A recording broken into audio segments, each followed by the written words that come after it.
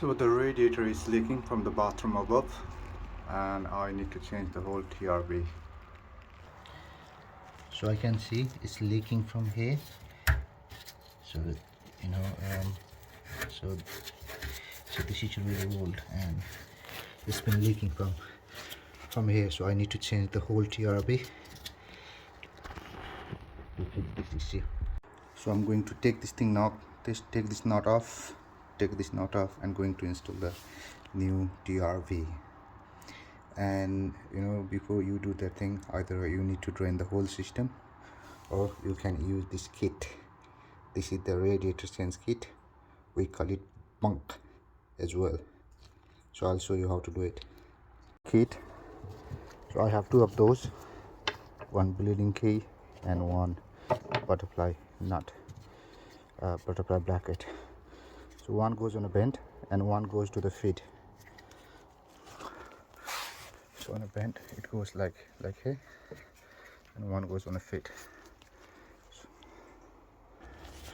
So here what I have done, I have inserted one bung on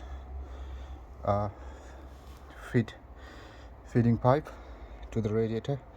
I have isolated the supply to the tank, and I have closed the bent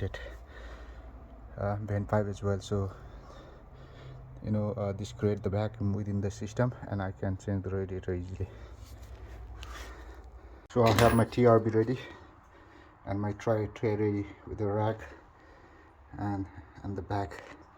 So I'm going to change that one now without draining the system.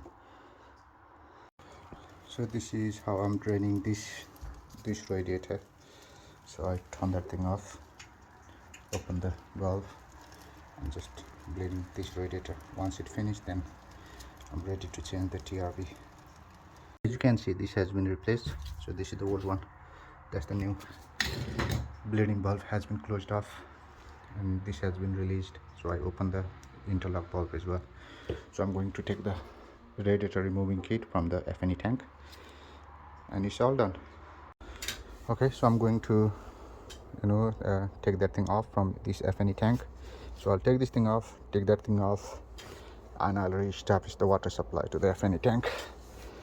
So as I haven't drained off the system, so I don't need to top up with any inhibitor or anything. If you want to, you can.